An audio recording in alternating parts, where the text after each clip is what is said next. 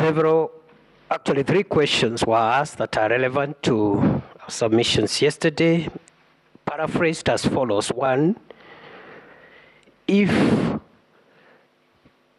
the National Security Advisory Council 4 knew the results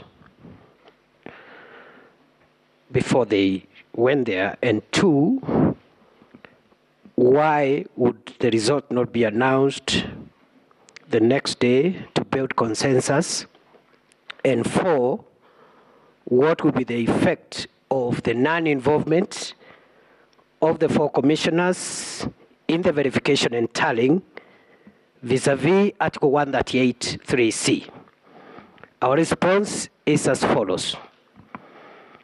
1, it is our submission that all factors point to an inescapable conclusion that the 4 members of the National Security Advisory Council, by the time they went to the Bomas of Kenya National Tallying Center, and by the time the head of public service placed a call on the returning officer of the presidential election, by that time they knew. And this is our evidence. By the morning of the 15th,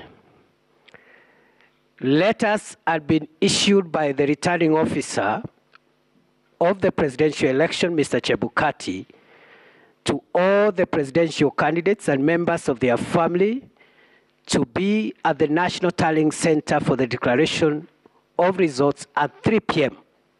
on that day. And my client already had received that invitation. I believe the other presidential candidates had those letters.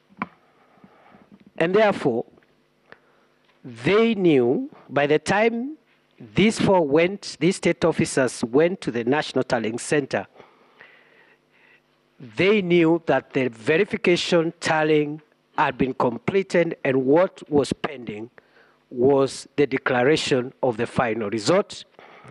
It is our submission, Chief Justice, distinguished judges of the Supreme Court, that these 4 went to the National Tallying Center not for any other reason, but to try to interfere with the declaration of results and thereby try to alter the sovereign will of the people of Kenya, which had already been verified and tallied in accordance with Article 138(3)(c).